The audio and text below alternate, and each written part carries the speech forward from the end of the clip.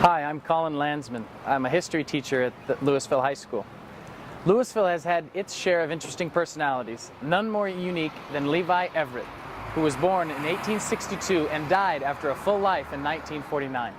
Known as Dynamite Pete due to his job of handling explosives in the local quarries, he lived in a cave upstream on the Platte River, 6 miles west of Louisville.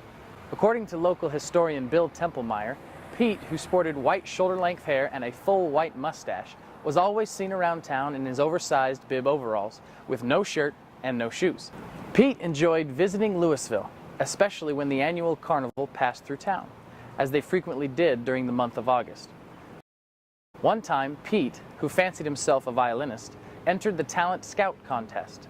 Once on the stage, the contest officials asked Pete to refrain from chewing tobacco and spitting, which Pete readily agreed to. But when the committee requested that he put on a shirt and shoes, Pete loudly objected.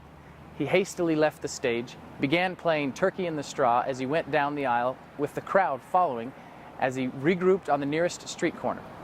The people enjoyed listening and watching Pete's show so much they left no one to watch the performance of the next contestant. Another quick Dynamite Pete story via Larry Johnson. One time, Pete went to an area saloon with no money to buy a drink. Once inside the crowded establishment, he found a table of railroad workers that had recently been served their refreshments, lit a stick of dynamite, and placed it on the table next to them. As everyone scrambled for the exit, Pete spit on his fingers, extinguished the fuse, then sat down to finish the drinks that were left at the table. Then Pete picked up the dynamite and a bottle of whiskey and left with no one bothering him. I hope you have enjoyed these 2 stories about Dynamite Pete, and thank you for taking the historical tour of Louisville.